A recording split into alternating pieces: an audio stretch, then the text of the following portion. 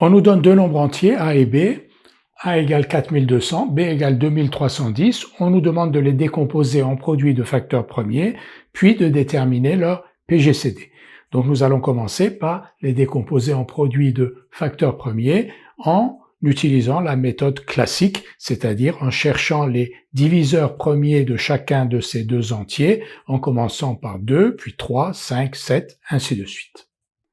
Nous allons donc déterminer la décomposition en facteurs premiers de 4200. 4200, donc ici nous avons les nombres entiers donc par ordre croissant, 2, 3, 5, 7, 11, 13, on verra si on a besoin d'autres nombres premiers. Donc on commence, 4200 est-il divisible par 2? La réponse est oui parce qu'il se termine par 0, donc qui est un chiffre pair. 4200 divisé par 2, 2100. 2100 toujours divisible par 2, 1050, toujours divisible par 2, 525. Donc 2, on en a fini avec 2 puisque 525 n'est pas divisible par 2. 525 est-il divisible par 3? La réponse est oui puisque 5 plus 2, 7 plus 5, 12 est divisible par 3. Donc 525 divisé par 3, 175. Est-ce que 175 est divisible par 3? La réponse est non. 5 et 7, 12 et 1, 13. En revanche, donc on en a fini avec 3. On passe à 5. 175 est bien divisible par 5 parce qu'il se termine par 5.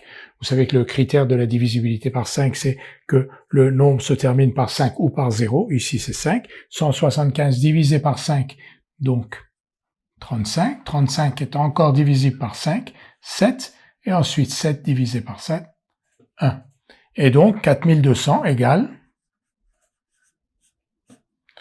2 puissance 3 fois 3 fois 5 puissance 2 fois 7. On aurait pu aussi bien dire que 4200 c'est 42 fois 100, 42 c'est 6 fois 7, 100 c'est 10 fois 10, ainsi de suite. Mais là, j'ai préféré quand même montrer la méthode générale et systématique. La même chose maintenant avec 2310. 2310 est-il divisible par 2? La réponse est oui, parce qu'il s'achève ici par 0, il se termine par 0.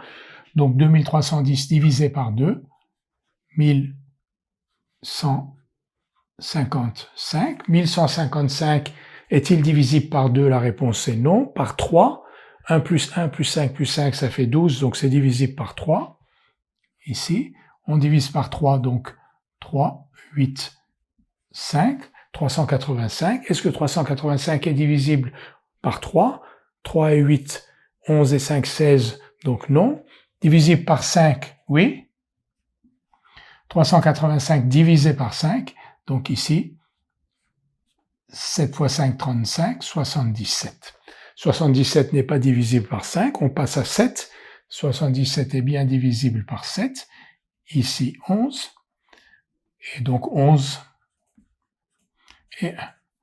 Et donc 2310 est égal à 2 fois, 3 fois, 5 fois, 7 fois, 11. Quel est donc le PGCD de 4200 et 2310? On va l'écrire ici.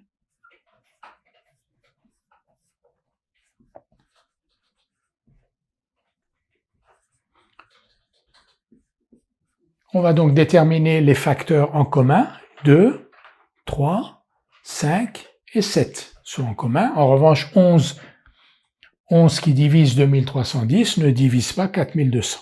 Donc on indique déjà les facteurs, 2, 3, 5 et 7. Quels sont les exposants? Le plus petit des exposants, donc ici pour 2, l'exposant est égal à 3, ici il est égal à 1, donc ça va être 1. Ici 3 et 3, donc il n'y a pas de problème, c'est 3. Ici 5 puissance 2 et ici 5, donc ça va être 5. Ici 7 et ici 7, donc c'est 7.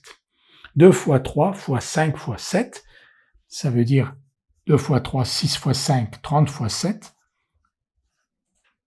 210. Donc le PGCD de 4200 et de 2310 est égal à 210. Donc ça c'est une deuxième méthode, la première étant celle de l'algorithme d'Euclide pour déterminer le PGCD de deux entiers que l'on nous donne.